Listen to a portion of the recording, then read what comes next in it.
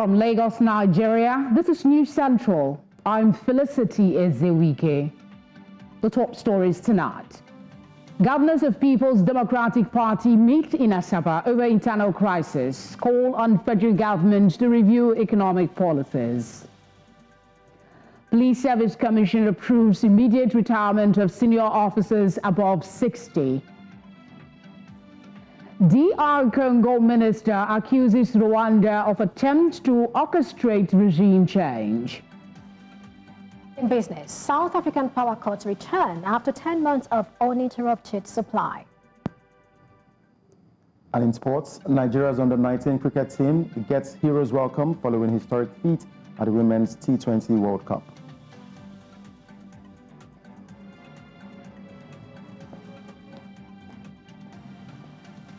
Details of these stories and more shortly.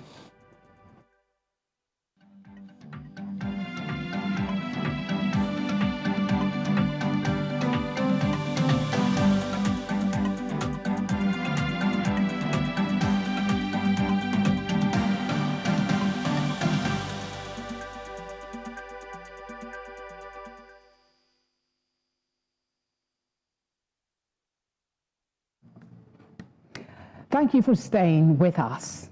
Governors under the platform of the PDP Governors Forum have promised not to leave any stone unturned until the crisis rocking the party is resolved. This was part of the forum's resolution after a closed-door meeting it held in Asaba, the Delta State capital, on Friday. This meeting comes barely 2 days after the party's BOT meeting was marred by rowdy scenes after supporters of Senator Samuel Anyanwu allegedly attacked the party's former youth leader, Sunday Ude Okoye. Meanwhile, the governors have called on the federal government to re-evaluate the macroeconomic policies, citing the widespread hardship they've caused among Nigerians. News Central's correspondent, Austin Azu, has details.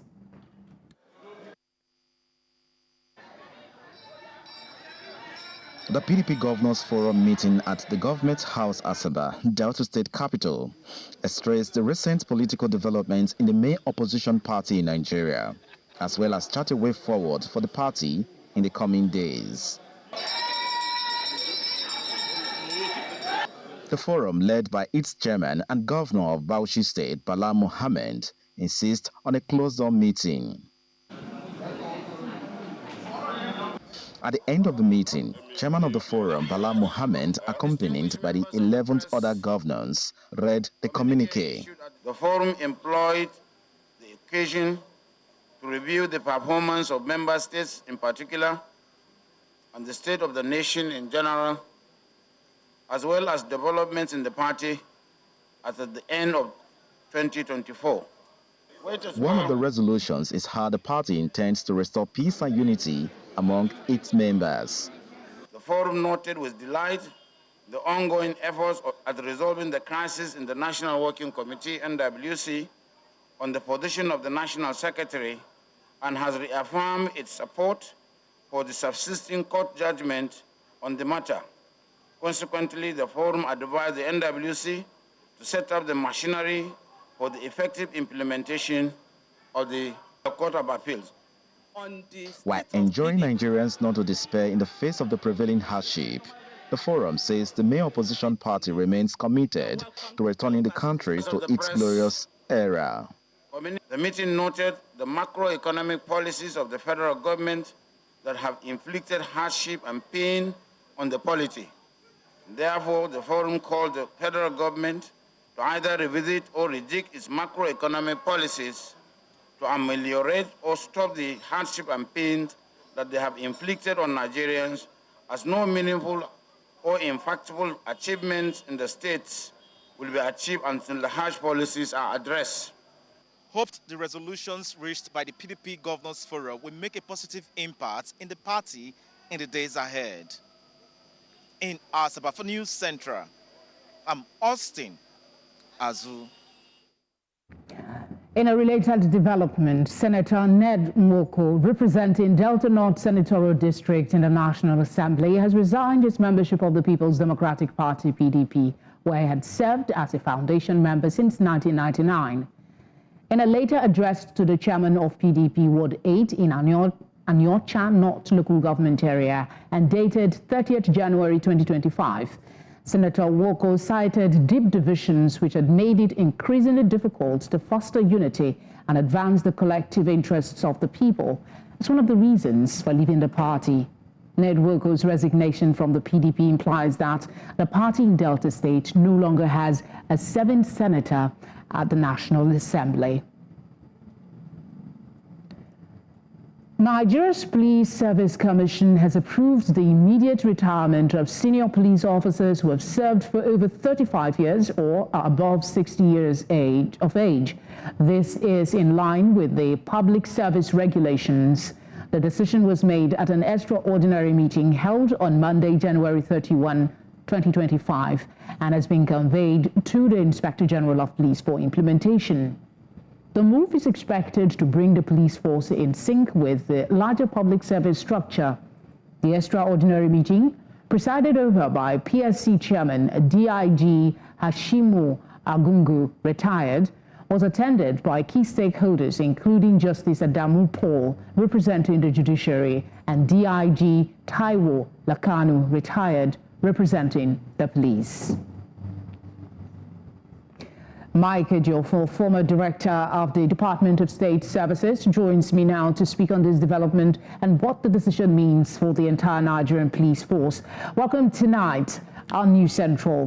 What is your reaction to the Police Service Commission's decision to retire senior police officers?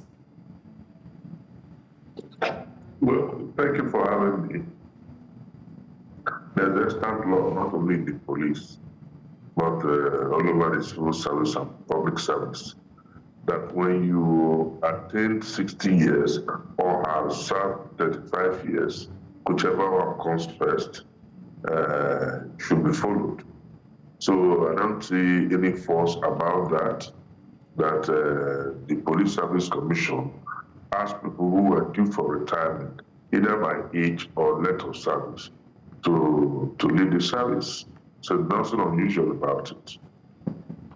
Do you think this decision will have any significant impact, or if it's nothing special, on the police operations and effectiveness? I mean, younger, some would say, implies more strength. Well, the law must be followed, and the law remains the law. At point of entry, you are either serving 35 years or attain the age of 60 years. And that's the law. So I don't think it will have any impact on the morale of the staff or anything to do. Rather, it will create more space in terms of promotion by encouraging the younger officers to grow. I think that's my position. Now, but we've had instances in the past where people falsify their age just to stay in service. Is there a possibility that this could be operational in the police force, considering the fear of, going out of service and not being relevant anymore? Well, the law brings to bear or to the fore that people are falsifying their ages. And at times, you see people who are over 60, 70 years remaining in the service, blocking the way for the younger officers. So when you are due for retirement, you must retire to make space for the younger officers. What advice would you give the Police Service Commission and the Inspector General of Police as they implement this decision? Well, I've had the arguments, about I would rather advise the Inspector General of Police to concentrate on his duties. I've had this argument that the Inspector General of Police ought to have retired. But I have a different opinion because the Police Service Commission has discipline and promotion of officers below the rank of the Inspector General of Police. The Police Service Commission has no control over the appointment of the Inspector General of Police. Rather, the Police Council chaired by the president and all the governors with other officers, are charged with responsibility of appointing the AIG and sending to the Senate for confirmation. I think that's what's been done. The argument that whether the IG is due for retirement or not is irrelevant, because as far as I'm concerned, the tenure of the IG is 4 years. And once that 4 years is appointed to stay in that 4 years, it is bound to serve out his service.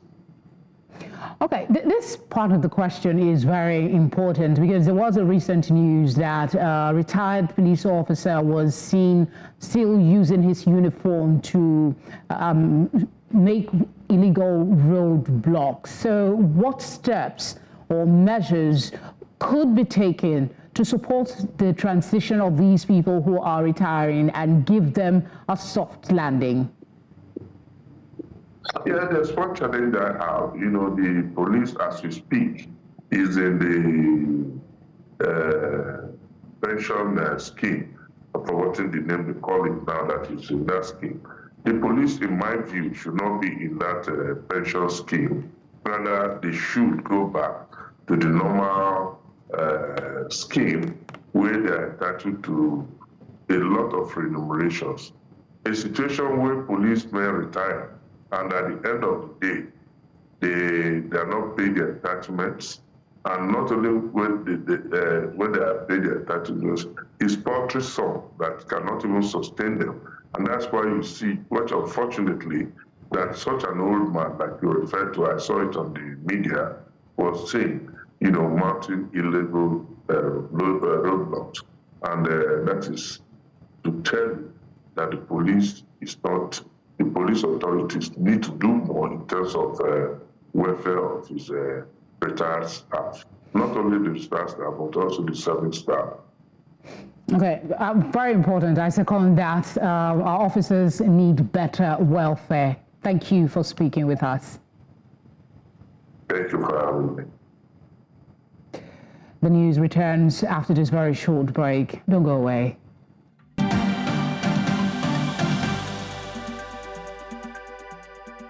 Thank you for staying with us. Let's remind you of our top stories tonight. Governors of the People's Democratic Party in Asaba, over internal crisis, call for federal governments to review economic policies. Police Service Commission approves immediate retirement of senior officers above 60. DR Congo minister accuses Rwanda of attempt to orchestrate regime change. It was a tragic event in Lagos on Friday morning when a suspected drunk driver plowed into a group of soldiers during their routine morning training at Myong Barracks Army Sports Camp. Eyewitnesses told News Central that several soldiers sustained serious injuries while one later died at a hospital. The incident has sparked fear and anxiety among the families of the affected soldiers who are desperately seeking updates on their loved ones. News Central's lead correspondent, Bernard Akede, has more. It was a morning of horror for officers of the Nigerian Army. What began as a routine 15-kilometer route march ended in chaos and tragedy. Eyewitnesses who declined to speak on camera say soldiers were training around the Morocco area in Yaba at about 6:30 a.m. when a vehicle allegedly driven by an intoxicated driver lost control and crashed into them. The impact left many soldiers with severe injuries. Here right now where I'm standing, and you'll see the shots exactly, is where it happened. It's been covered now with sand, but you can still see pieces of the vehicle. These are pieces of the vehicle's light when it crashed into those soldiers, and parts of the vehicles got broken. These are still pieces of the vehicle. I think we have clips of that particular vehicle, and I hear that the vehicle has been confiscated and has been taken into custody by the military police, or they call them MP. The injured personnel were rushed to the military hospital at Myong Barracks. The chief medical director confirmed that they are receiving urgent medical attention. However, one of the victims, a female soldier, succumbed to her injuries. The exact number of casualties remain unclear, but eyewitnesses report that several soldiers suffered multiple fractures. Military police have since impounded the vehicle, while the 2 male occupants have been taken into custody for further investigation. As the nation sympathizes with the Nigerian army and the families of those affected, there is growing concerns about the possibility of more fatalities. The military is expected to release an official statement in the coming hours. In Lagos for News Central, I'm Bernard Akide.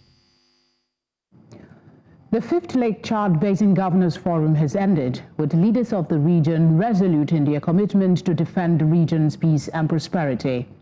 President Bola Tinubu was represented by Vice President Kashim Shettima as the summit welcomed delegates, partners, various UN agencies and international NGOs to Maiduguri, the Borno state capital. News Center's senior international correspondent takes a look at the highlights of the conference as well as what the future holds for the region. This beautiful display of culture and heritage welcomed delegates to the 5th Lake Chad Basin Governors Forum in Maiduguri, the Borno state capital. A reminder of a once peaceful way of life that's now threatened by insurgency, climate crisis, and poverty. In its 5th year, the Lake Chad Basin Governors Forum brought together more than 1,000 delegates, governors of the affected states in Nigeria, Chad, Niger, and Cameroon, traditional rulers, as well as local and international NGOs to dialogue and devise new strategies against a common enemy, Boko Haram. It's a testament of our collective recognition that we have a problem at hand, and we are collective in the resolve to tackle it. The Lake Chad Basin region's been battling Boko Haram uprising since 2009. The UN says around 6 million people in the LCB need humanitarian assistance, and Nigeria hosts about 75% of them. Yes, the region has been severely threatened by Boko Haram and the so-called Islamic State in West Africa province Isbal. Yet none of these groups stands a chance against the collective strength of the state, let alone a manipulated arrangement to ours. Together, with all the cowardly issues cancelled and protect our society. With the support of the African Union, the UNDP, and international partners, the Multinational Joint Task Force, MNJTF, was strengthened to combat cross-border criminal activities and terrorism in 2015.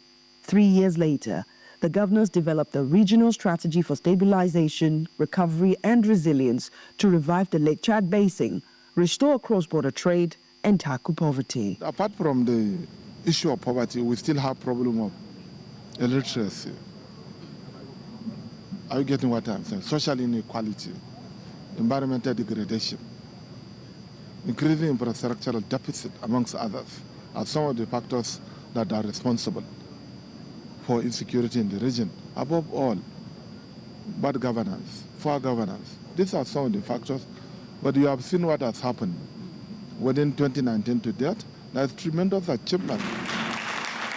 Despite the progress made in the fight against insurgency in the Lake Chad Basin, Boko Haram and other terror groups continue to destabilize the area. And though the attacks are not as rampant as they used to be 15 years ago, bandits and other criminal gangs still operate in the region, a clear indication that the fight is far from over.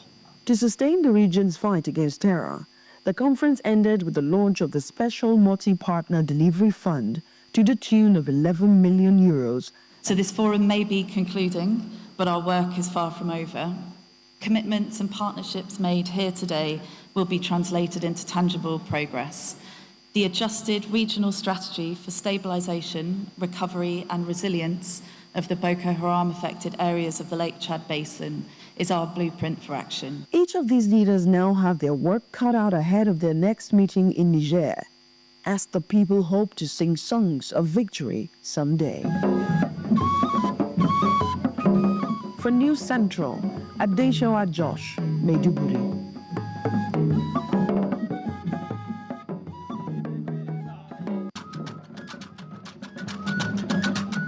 This beautiful display of culture and heritage welcomed delegates to the 5th Lake Chad Basin.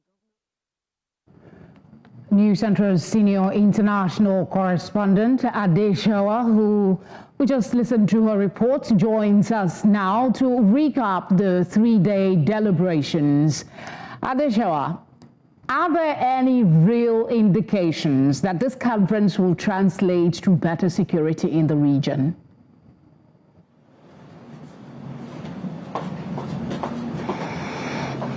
Well, I guess we'll just have to wait and see, Felicity. What is clear, though, is that the governors of the affected regions of the Lake Chad Basin region by Boko Haram crisis appear to be committed to making sure that the changes and the dialogue and the commitments that they've made would be implemented. Let me just quickly go through a list of some of the things that perhaps is an indication that it might actually translate to the ending of insecurity in the region.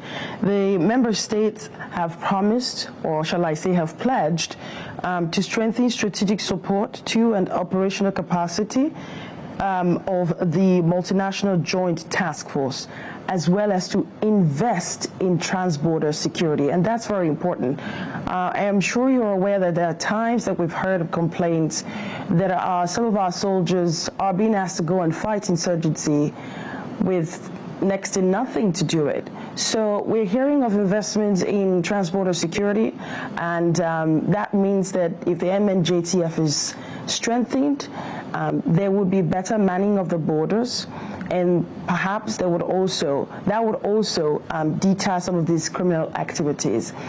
They have also pledged to deal with some of the other underlying factors of insecurity in the region. Making sure that the Lake Chad Basin is restored is one of it.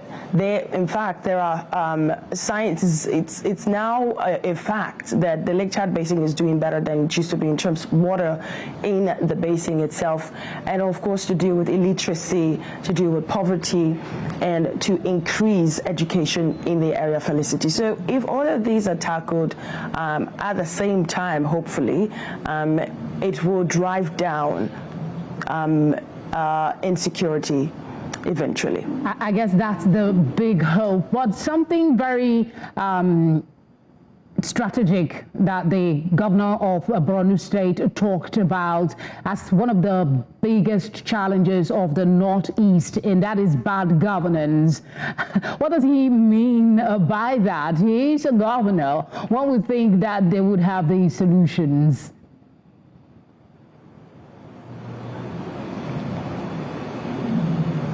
Well, that sounds like an obvious fact, but coming from him, it also felt, or shall I say sounded, like a political statement, because it is obvious that bad governance has really contributed to stemming the tide of this insecurity, to like nailing it down on time and ending it and not allowing it to fester over the last 15 years.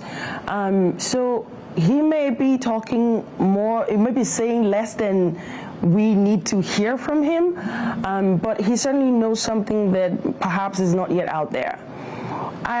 If you look back at some of the things politically that has happened in the state and in the region, perhaps he's also referring to the fact that since I took over, or since my predecessor began some of the processes that has led to the stability that is now being enjoyed in Borno State, I have taken it from point A to point B. And one of the reasons why it has gotten from point A to point B is because I have done X, Y, Z. So it's kind of hard to gauge what he's actually talking about, but he's not mincing the fact. When you look at how the Northeast has been subjected to this insecurity in the last, say, 10 to 15 years, you would wonder where leadership has been in some cases. And they say that it all rises and ends on leaders. So what he just said, or what perhaps we heard him say, is a fact, but also sounded like a political statement. Felicity. Like you're saying, it is curious coming from a governor himself, and it is a subject, I think, that deserves further interrogation. But for the time we have, I guess we'll have to say thank you for now, and maybe when you come back, we'll talk more about it. Thank you for the update. We'll go on a short break now. The news returns shortly. Stay with us.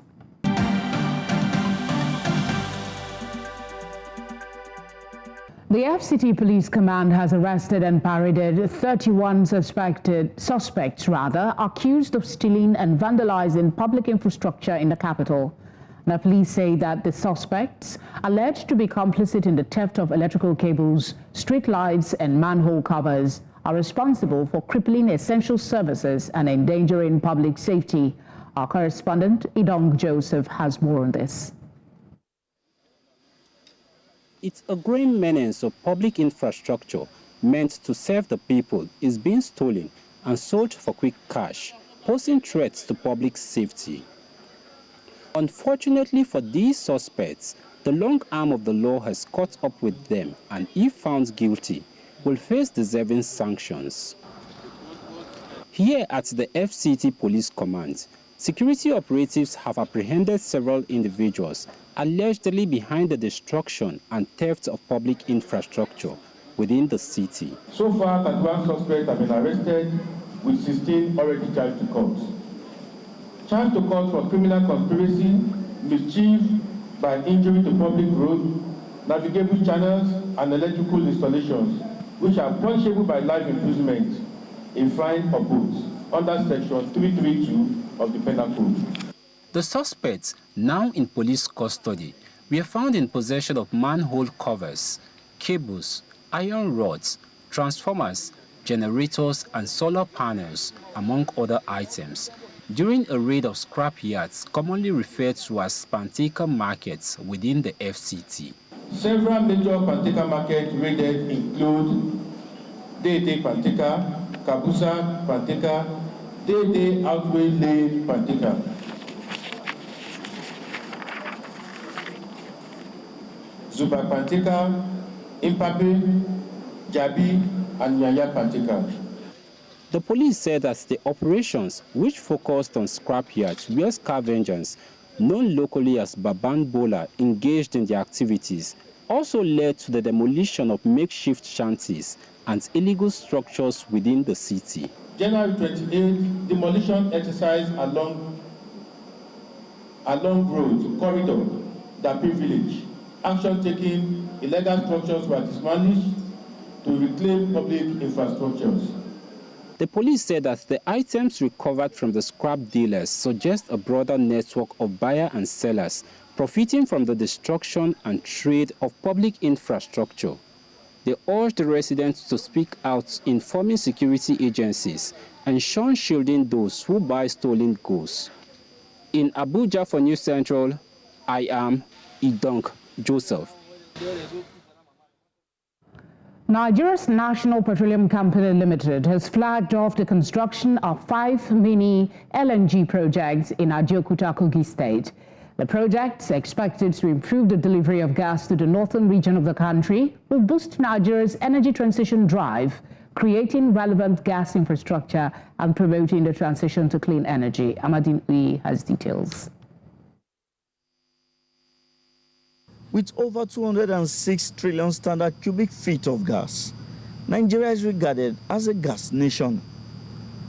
While Nigeria has, however, lacked adequate gas infrastructure, many say that the need to put these in place has become more apt. With this in mind, the Nigerian National Petroleum Company Limited flagged off the construction of 5 mini liquefied natural gas projects in Ajaokuta, Kogi State, in a bid to improve the delivery of gas to the different regions of the north. We understand very clearly that gas delivery must be done in the quickest manner, particularly for locations where the backbone infrastructure don't exist today. And that is why we and our partners decided that it is appropriate and timely to start 5 mini LNG projects in one location. Some in attendance say the projects will be of immense benefit to the nation, boosting the provision of clean energy to citizens and supporting Nigeria's energy transition drive. This historic event signposts a transformative chapter in our push of clean energy, sustainable development, and industrial growth, not just for Kogi State, but for the entire nation at large. This momentous occasion marks a significant milestone in our nation's journey towards energy self-sufficiency and economic prosperity. This mini LNG plant's groundbreaking ceremony is a testament to the efficacy of the various provisions of Petroleum Industry Act 2021 to unlock the potential in the gas sector in line with directives of Mr. President, His Excellency Ahmed Bola Tinubu, GCFR. Gas is the future, and I say, Ajaokuta local government, Kogi State, Nigeria, we are in the lucky times. The Group Chief Executive Officer of the NNPCL assured that the projects will be delivered on time and in line with President Bola Tinubu's directives. And that is why we are seeing this as the vehicle for bringing cheap fuel to Nigerians across the country, and also because Mr. President promised that he's going to make available cheap fuel to Nigerians. So we have very clear line of sight around delivery dates for all the 5 projects, and they will all be completed on schedule and as agreed with our partners. The NNPCL says that equipment for the gas plants are already on ground, and the plants will serve as a hub for the delivery of gas to the northern region of the country. In Kogi State for News Central, I am Amadine Uyi.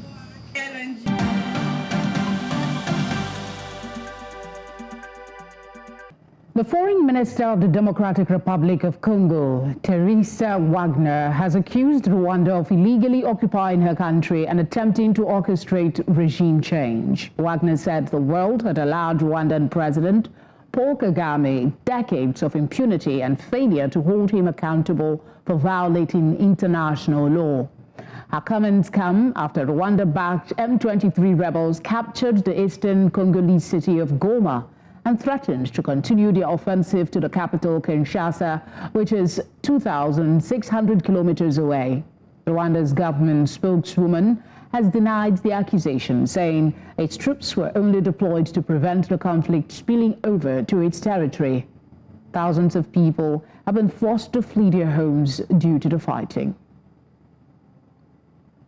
On a short break, business is on the other side.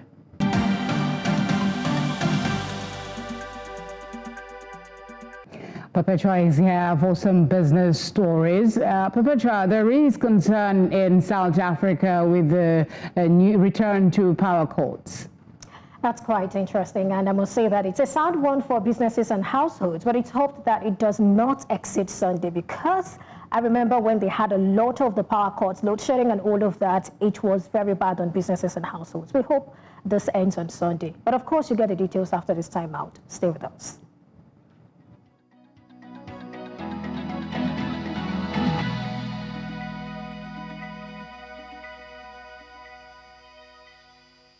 Business news in association with Money Master PSB, the easy way to master your money.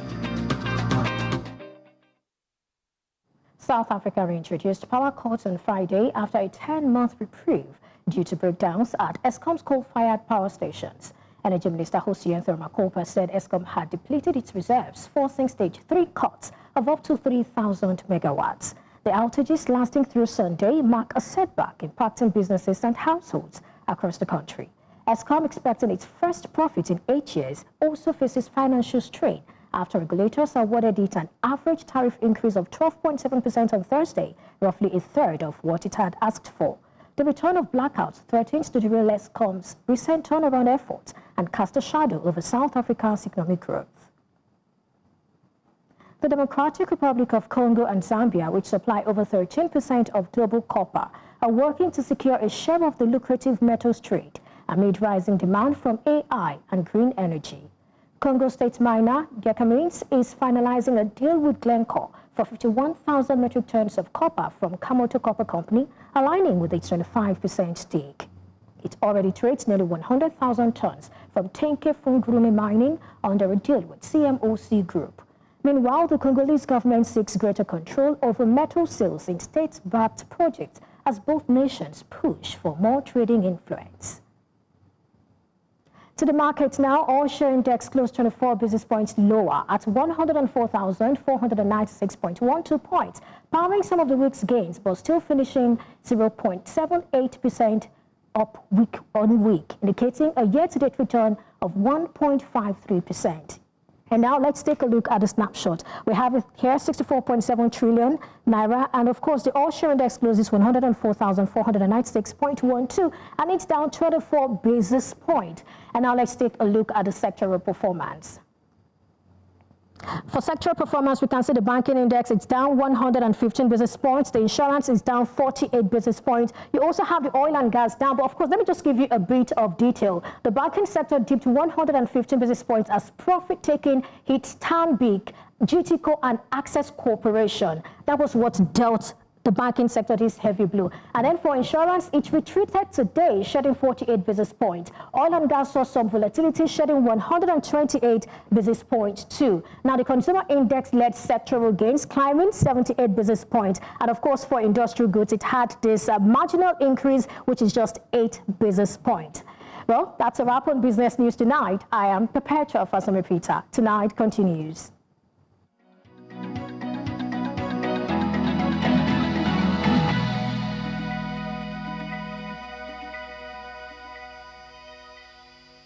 Business News in association with Money Master PSB, the easy way to master your money.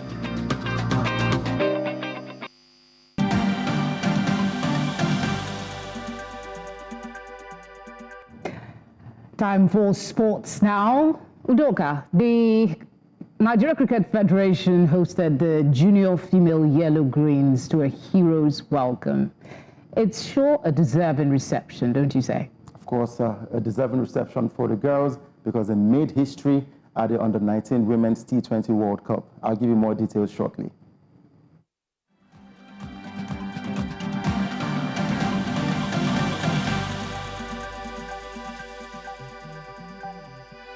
Sports Update, brought to you by Corn Oil. Corn Oil, we go the extra mile. Now, the Nigeria Cricket Federation hosted the junior female Yellow Greens to a grand reception at the Cricket Lab, Tafawa Balewa Square, on Friday. The Under-19 women's cricket team stunned the world at the 2025 ICC Under-19 Women's T20 World Cup in Malaysia, defeating New Zealand and reaching the Super 6 stage. The team arrived on Friday to a hero's welcome from enthusiastic fans and officials. Now, from there, they proceeded to the Cricket Lab for a celebratory event. Now, Nigeria Cricket Federation President Uyi Apata praised the team's achievement, stating that with the right investments, anything is achievable in the sports. But I must say, it's just getting a group of people in the board aligned and working on a strategy, primarily driven around development and high performance. And after about 4 years, we are seeing the results. That's it. Of course, it's beyond our immediate expectations, but we're really, really excited. It shows that with right investments, with everybody. Now, Rivers Hoopers survived the fight back from Spintech Knights of Ghana to secure a 71-66-point victory in the semi-finals of the Louis Edem Invitational Basketball Championship, advancing to the finals. Now, the win marked a successful redemption for the Kingsmen, who faced and lost to the same team in the same stage last year. Rivers Hoopers will play Aspak Cotonou in the finals on Saturday. Now, Aspak defeated Police Batin at 70-33 points in the other semi-final to set up the clash against Rivers Hoopers. In the women's category, Dolphins secured their ticket to the final against Calabar Angels after a 48-33 points win over Energy of Cotonou in the semi-finals. Calabar Angels defeated Elan Coton 72-49. Now in football, reigning champions Real Madrid will face 2023 winners Manchester City in the plum tie of the playoff round of this season's UEFA Champions League following Friday's draw. It is the fourth year running in which the sides have been drawn against each other in a knockout tie, with Real Madrid emerging victorious in the penalty shootout in the quarterfinals last season. Pep Guardiola's team will be at home in the first leg on the 11th of February before going to Spain for the return leg on the 19th of February. The rest of the ties will see Club Brugge take on Atalanta, Sporting versus Dortmund, Celtic will take on Bayern Munich, Juventus will take on PSV, Feyenoord will take on AC Milan, Brest will take on Paris Saint-Germain, and then Monaco will be up against Benfica. Now that's a wrap on Sport Update. I am Udoka Njoko.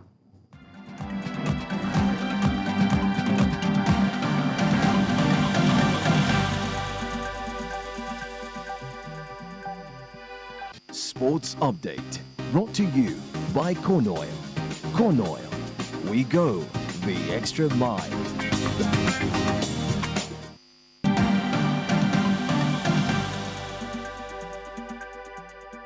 Adewa joins me now for some entertainment news. Adewa, Term's cancellation of her concert in Rwanda seems to be getting a lot of traction for her. Well, it is, well, not totally positive traction, because a lot of people were saying that was quite insensitive to put up a concert in Rwanda, given the situation happening in East Congo right now. But I'll give you all the details about that shortly.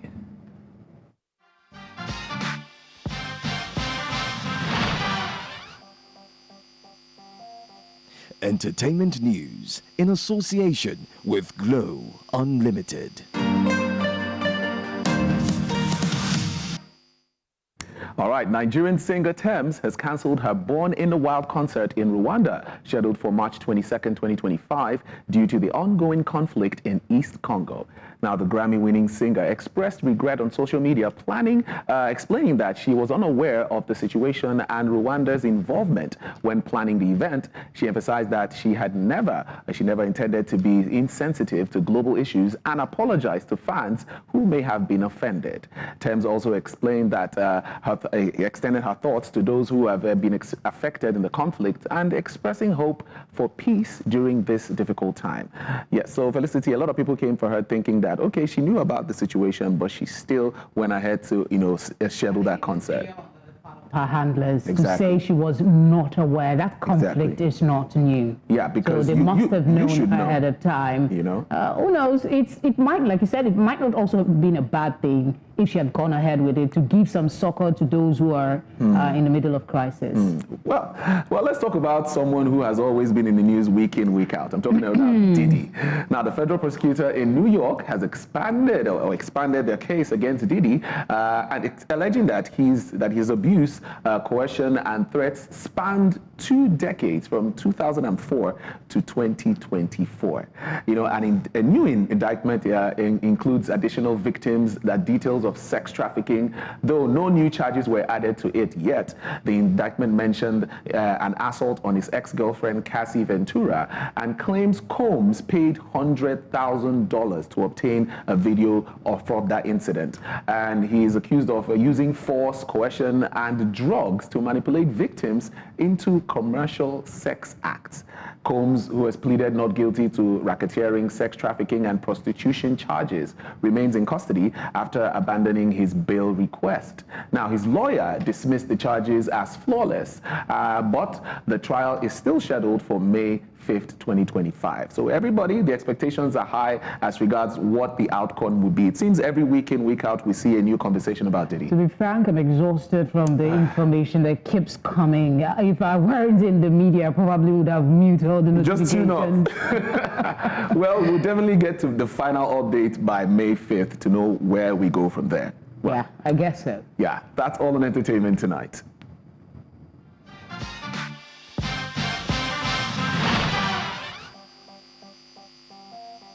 Entertainment news in association with Glow Unlimited.